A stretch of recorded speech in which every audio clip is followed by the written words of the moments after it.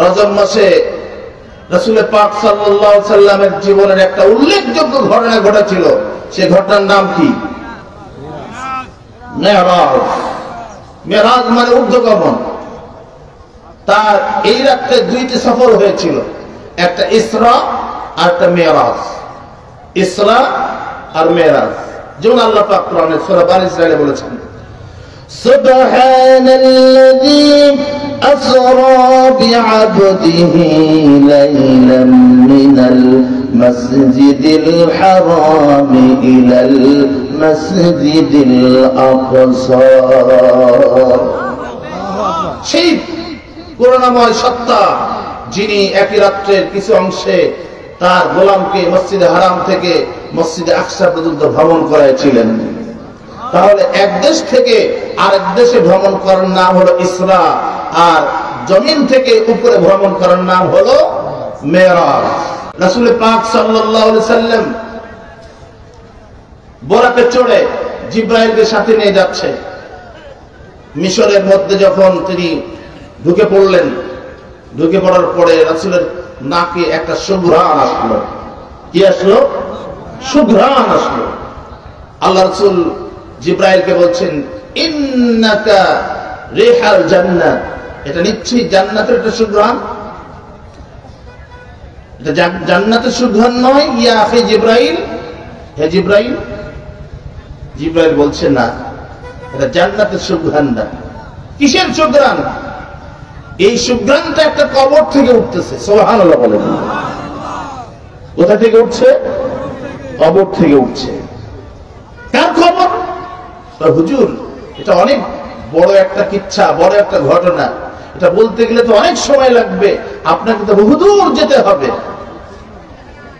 সময় কম, অনেক কথা কেমনি করে বলবো? আল্লাহ পাক বলছেন, জিবরাইল আমার বন্ধু শুনতে চাই, তুমি বলতে থাকো।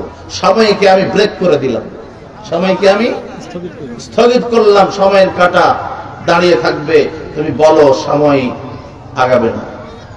ভাইরা আমার, জিবরাইল আলাইহিস সালাম বললেন, ইয়া রাসূলুল্লাহ, ইয়া হাবিবাল্লাহ, ফেরাউনের বাড়িতে একজন কাজের মেয়ে ছিল। এই কাজের মেয়ের নাম হলো মাস্তা। মাস্তা, এই কাজের মেয়ে মুসা আলাইহিস সালামের উপর ঈমান এনেছিল। কার উপর? মুসা আলাইহিস সালামের উপর ঈমান এনেছিল। তিনি যখন ঈমান আনলেন, গোপন রেখেছিল, ঈমানটা প্রকাশ করে নাই। একদিন ফেরাউনের পালিত একটা মেয়ে ছিল, মেয়ের মাথায় চিরুনি করতে গিয়ে হঠাৎ করে চিরুনিটা যখন মাটিতে পড়ে যায়, সঙ্গে সঙ্গে সঙ্গে সঙ্গে মেয়েটা বলছে, বিসমি রাব্বিল আলামিন, বিসমি রাব্বিল আলামিন। আল্লাহু আকবার। সেই আল্লাহর নামে আমি চিরুনি উঠাইলাম। এই কথা যখন বললেন, বলার সঙ্গে সঙ্গে ফেরাউনের পালিত মেয়ে বলতেছে, আপনি কার নামে বললেন? কার নামে বললেন? কার নাম নিয়ে চিরুনি উঠাইলেন? তিনি বলছেন, বিসমি রাব্বিল আলামিন, যিনি জগতের মালিক, যিনি জগতের প্রভু, তার নামে আমি উঠাইলাম। কাজের মেয়ে বলতেছে, হাল আবুনা রাব্বুক, হাল আবুনা রাব্বুক, আমার আব্বা কি রব নয়? আমার আব্বা কি রব না? আমার আব্বা তো বলে, আনা রাব্বুকুমুল আলা, আমি বড় রব। যে দাবি করেছিল আমি বড় রব, তাকে আল্লাহ ছুটকি মাছ করে রেখে দিয়েছে। ঠিক না? ঠিক বলেন।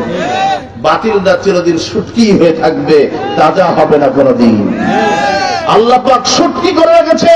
পৃথিবীর মানুষকে বলছে, দেখে না, একটু দেখে নে, আল্লাহর সঙ্গে গাদ্দারি করলে কি অবস্থা হয়, একটু দেখ, একটু চিহ্ন রাখ, দেখে মানুষ হয়ে যা, মানুষ হয়ে যা, মানুষ হয়ে যা। আমার ভাইয়েরা, আল্লাহ রাব্বুল আলামিনের এই গোলাম মাস্তাব, তিনি বলছেন, তোমার রব, তোমার আব্বা আমার রব হতে পারে না। তোমার রব না, আমার রব না, তোমার আব্বা ফেরাউন তারও একজন রব আছে, তিনি হলেন রব্বুল আলামিন। তিনি হলেন तमाम জাহানের রব, যিনি তোমার আব্বাকে সৃষ্টি করেছেন, আমাকে সৃষ্টি করেছেন, মাস্তাকে, আর তোমাকেও সৃষ্টি করেছেন, সারা জাহানকে তিনি সৃষ্টি করেছেন। তিনিই হলেন আসল রব, তিনি হলেন আসল রব। সঙ্গে সঙ্গে পালিত মেয়ে ফেরাউনের কাছে গিয়ে বলছেন, আব্বা মাস্তা আপনাকে রব বলে মানে না। কি আমাকে রব বলে মানে না? না, কি বলে মানে? কিছুই না, আপনি নাকি কিছুই না, আপনি নাকি কিছুই না। ডাকো মাস্তাকে। মাস্তাকে ডাকা হলো। মাস্টার, তুমি নাকি আমাকে রব বলে মানো না? মাস্টার বলছেন, হ্যাঁ আপনাকে রব বলে মানি না। আপনি কচু, আপনি কিছুই না। রব তো তিনি, যিনি পূর্ব দিকে সূর্য উদয় দেন, পশ্চিমে অস্তমিত দেন। আপনি যদি রব হন, সূর্যটা এখন মাথার উপর এনে দেখান তো দেখি। রব তো তিনি, যিনি বাতিলকে উঠায় ওখানে ইমানদারকে বসাতে সক্ষম, তিনি হলেন রব। সম্মানিত উপস্থিতি, রব তো তিনি, যিনি বদরের প্রান্তরে 313 জন মুসলমান দিয়ে 1000 কাফেরকে পলাইতে বাধ্য করেছে, তিনিই তো রব। তো তিনি, যিনি 5 আগস্টে ছাত্র আন্দোলনে বাংলাদেশের প্রধান যিনি ছিলেন, তাকে পলাইতে বাধ্য করেছেন, রব তো তিনি।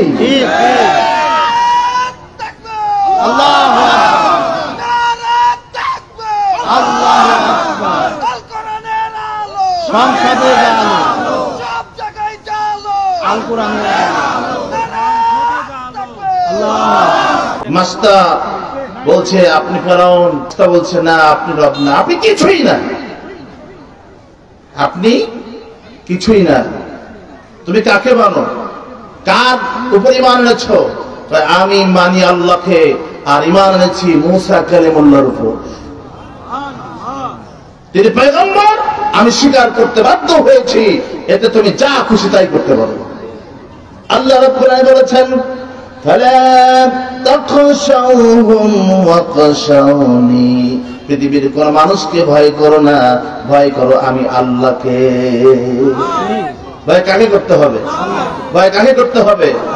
একমাত্র আল্লাহকে। আমার ভাইয়েরা, হযরত বেলাল রাদিয়াল্লাহু তাআলা আনহুকে যখন মরুভূমির উত্তপ্ত বালুকাশির উপরে চিৎ করে শুয়ায়ে বুকের উপর পাথর চাপা দিয়ে অত্যাচার করেছে, বেলাল তখন আবু জেহেলকে ভয় করে নাই, উমাইয়া বিন খালদকে ভয় করে নাই, বেলাল আল্লাহকে ভয় করে আল্লাহর দিকে শাহাদাত আঙ্গুলে উত্তোলন করে বলেছে, আহাদ আহাদ আহাদ লা ইলাহা ইল্লাল্লাহ।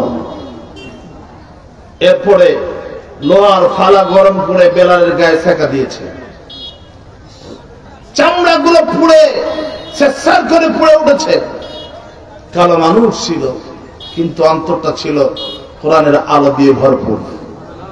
অন্তরটা ছিল কোরআনের আলো দিয়ে ভরপুর। মুসলমান, আমাদেরকে কোরআন আইন দিয়ে অন্তরটা ভরপুর করতে হবে, কোরআনের নূর দিয়ে ভরপুর করতে হবে, কোন বাতিল যেন অন্তরের মধ্যে জায়গা না পায়। যেই নেতা আমাকে নামাজ শেখায়, যেই নেতা আমাকে রোজা শেখায়, যেই নেতা আমাকে ইসলাম মানতে শেখায়, যেই নেতা আমাকে মিথ্যা ছাড়তে শেখায়, আমাকে মদ ছাড়তে শেখায়, যেই নেতা আমাকে ক্ষমা করতে শেখায়, সেই নেতাকেই অনুসরণ করতে হবে। এছাড়া মানব তৈরি করা কোন নেতাকে আমরা অনুসরণ করতে জানি না, পারবো না, পারবো না, করবো না, কোনদিন করবো না ইনশাআল্লাহ।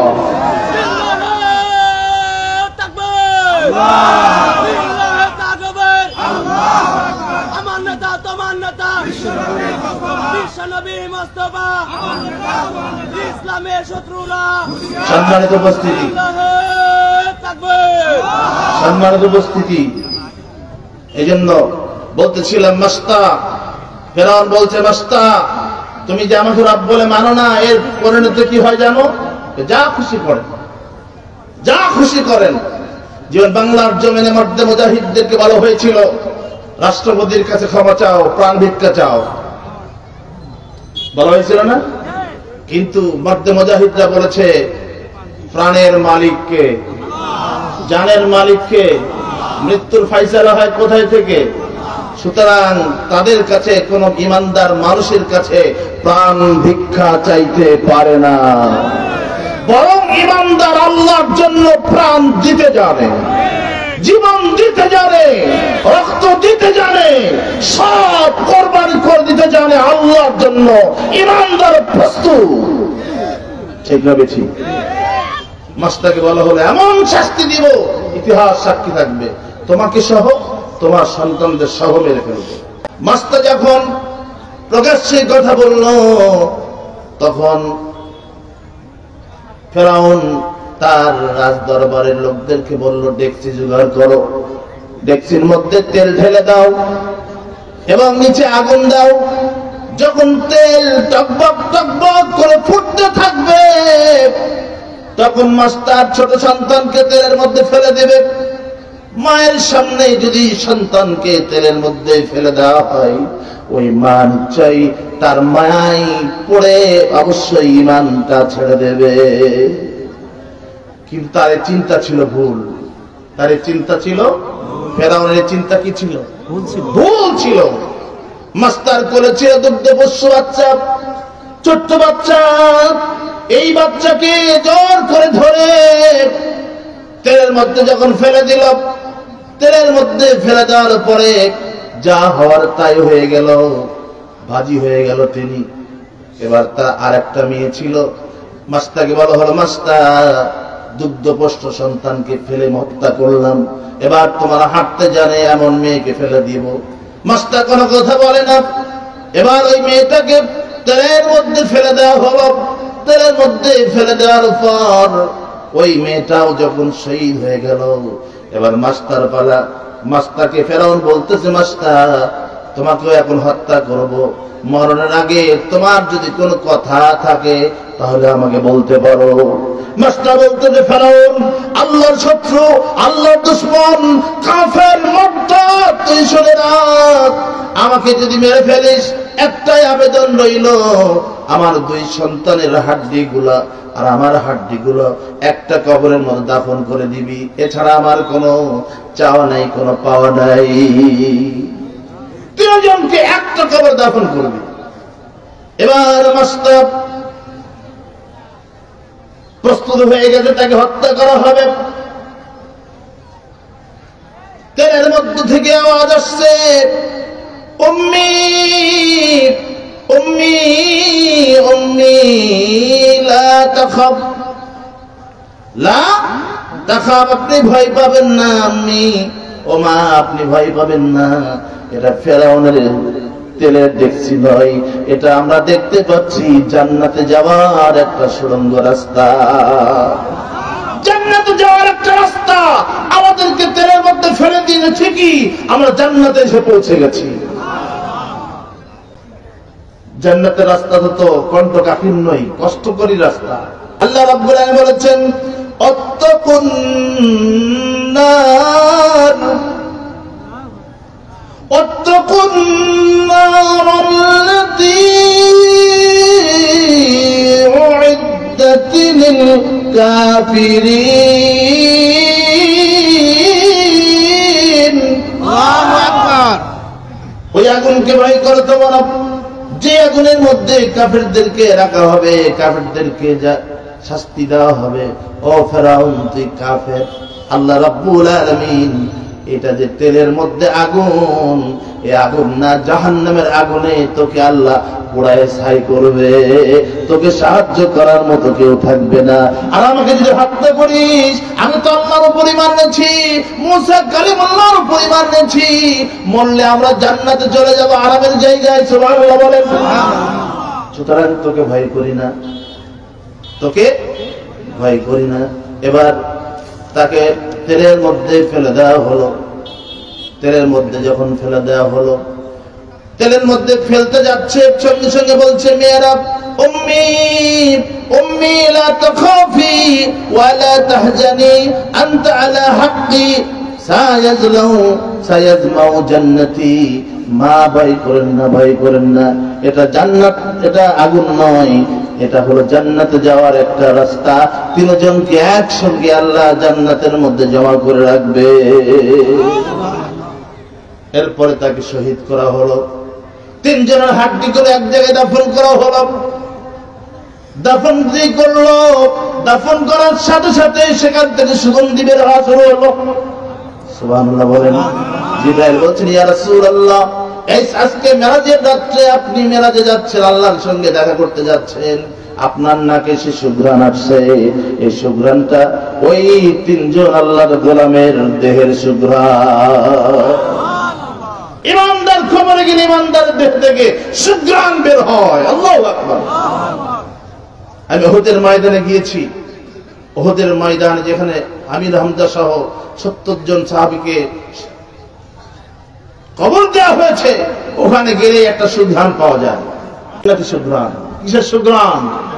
জান্নাতে যাওয়ার পথে যদি মাঝখানে এসে কেউ বাধা দেয়, ও বাধাকে আমরা কিছু মনে করব না, আমরা কিছু মনে করব না। তুমি যদি সত্যিকারে সামনে এগোতে পারো, ঈমান নিয়ে যদি এগোতে পারো, বাতিলের চোখ রাঙা দেখে যদি ভয় না পাও, আল্লাহকে যদি ভয় পাও, তাহলে কি করো? আল্লাহ রাব্বুল আলামিন সূরা আলে ইমরানের 133 নম্বর আয়াতে বলেছেন, ওয়াসারিউ ইলা মাগফিরাতিন মির রাব্বিকুম وسارعوا إلى مغفرة من ربكم